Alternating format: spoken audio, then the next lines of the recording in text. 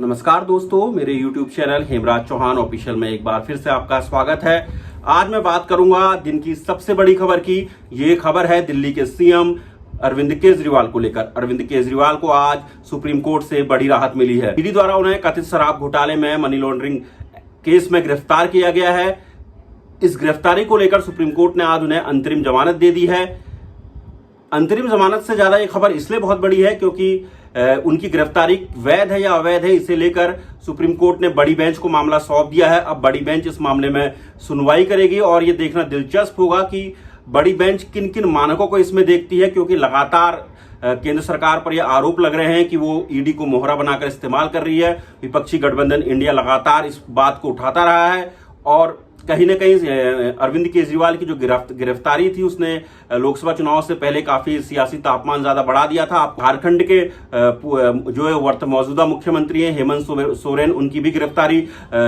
लोकसभा चुनाव से पहले हुई थी। गिरफ्तार होने से पहले मुख्यमंत्री का पद छोड़ दिया था और चंपई सोरेन को अपनी जगह मुख्यमंत्री बना दिया था। वहीं अरविंद केजरीवाल की जो गिरफ्तारी हुई थी वो 21 मार्च को हुई थी। 21 मार्च को गिरफ्तारी होने के बावजूद अरविंद केजरीवाल और उनकी पार्टी ने निर्णय लिया कि वो दिल्ली के मुख्यमंत्री पद पर रहेंगे और वो मुख्यमंत्री रहते हुए ही दिल्ली की सरकार चलाएंगे। और इस मामले में लगातार अपनी गिरफ्तारी को लेकर वो दिल्ली हाई कोर्ट गए, सुप्रीम कोर्ट गए। सुप्रीम कोर्ट से उन्हें पहले भी अंतरिम जमानत मिली थी जब उन्हें लोकसभा चुनाव के प्रचार के लिए सुप्रीम कोर्ट ने कुछ शर्तों के साथ अंतरिम जमानत दी थी। और लोकसभा चुनाव के जो नतीजे थे वो 4 जून को आए थे और 4 जून को नतीजों से पहले उन्हें सरेंडर कर दिया था। हालांकि दिल्ली में उनकी गिरफ्तारी के बाद जो माहौल कहा जा रहा था कि बीजेपी को इसका नुकसान होगा, कई लोग कह रहे थे, लेकिन बीजेपी को सियासी तौर पर इसका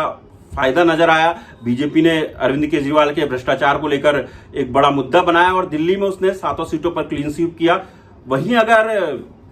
पूरे देश में ये बात करें तो विपक्षी गठबंधन की तरफ से लगातार ये सवाल उठाए गए कि जो विपक्ष के नेता हैं उनको लगातार मोदी सरकार निशाने पर ले रही है और वो ऐसा इसलिए कर रही है ताकि वो अपने विरोधियों को एक तरीके से धमका सके और जो उनकी बातें नहीं मान रहे अपनी बातें मनवाने के लिए ऐसा कर रही है। फिलहाल बात करते हैं जो अरविंद केजरीवाल को आज जो जमानत मिली है वो अपने आप में क्यों खास है। हालांकि अंतरिम जमानत मिलने के बावजूद अरविंद केजरीवाल को अभी जेल में ही रहना होगा, क्योंकि आपको बता दें कि 25 जून को सीबीआई ने कथित शराब घोटाले में भ्रष्टाचार के मामले में उनकी गिरफ्तारी की है और उसके बाद उन्हें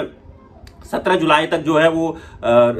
आपके न्यायिक हिरासत में है और इस वजह से उनको अभी गिरफ्तार रहना पड़ेगा। अब देखना होगा कि अगली सुनवाई में क्या सीबीआई ने जो उनकी गिरफ्तारी हुई है, क्या दिल्ली हाईकोर्ट में एक उसको लेकर इन्होंने याचिका डाली है तो केजरीवाल ने, तो अब देखना होगा कि क्या दिल्ली हाईकोर्ट उन्हें जमानत दे देती है। हालांकि कहा जा रहा है कि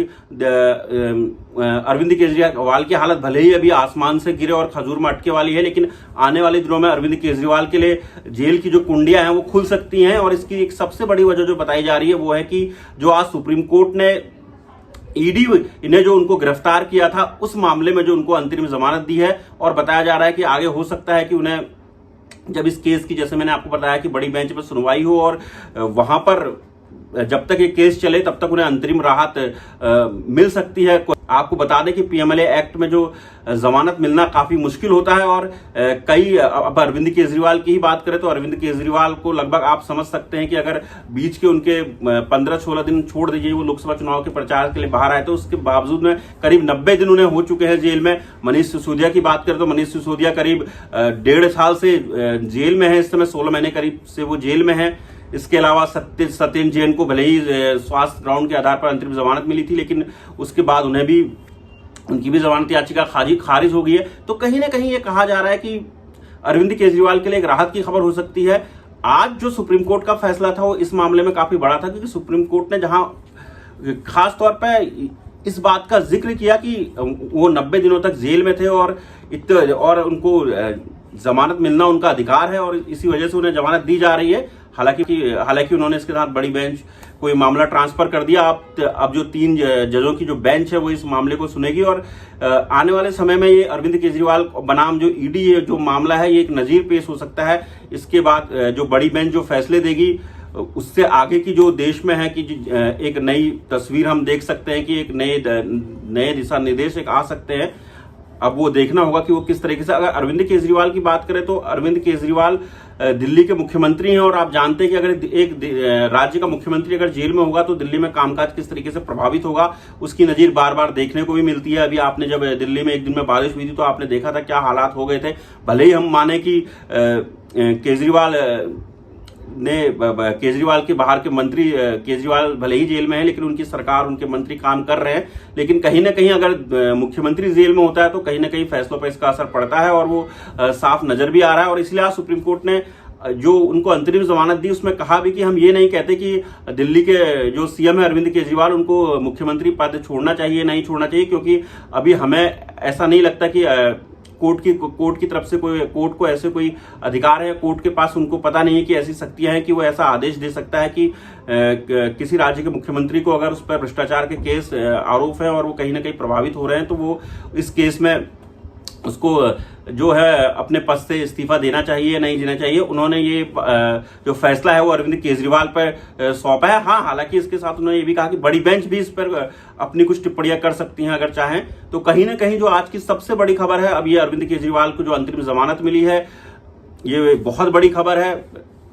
खुद अरविंद केजरीवाल और आम आदमी पार्टी के लिए बहुत बड़ी खबर है, क्योंकि आम आदमी पार्टी का दिल्ली में लोकसभा चुनाव में प्रदर्शन, जैसा आम आदमी पार्टी को उम्मीद थी कि वो कांग्रेस के साथ गठबंधन करने के बाद यहां पर अच्छा प्रदर्शन करेगी। आम आदमी पार्टी से 4 सीटों पर चुनाव लड़ा था और वहीं अगर बात करें तो कांग्रेस ने 3 सीटों पर चुनाव लड़ा था और 7 सीटों पर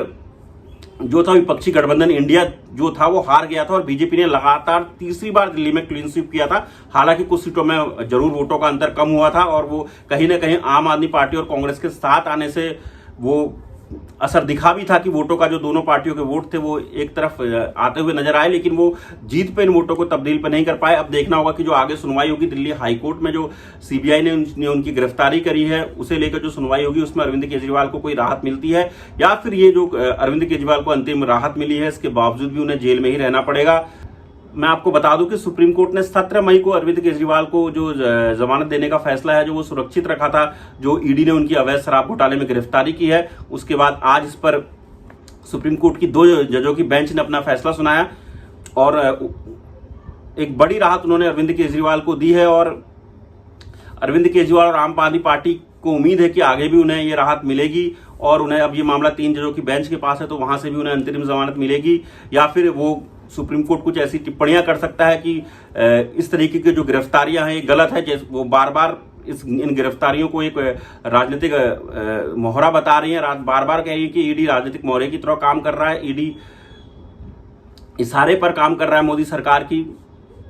आप सबसे मेरा निवेदन है कि आप सब मेरे चैनल को जरूर सब्सक्राइब करें ताकि मैं आप लोगों तक जो दिन की बड़ी खबरें होती हैं वो लेके आऊं। उसके अलावा जो और जरूरी खबरें हैं हमारी जिंदगी से लेकर रोजमर्रा से जुड़ी हुई उन खबरों को आपके सामने रख सकूं।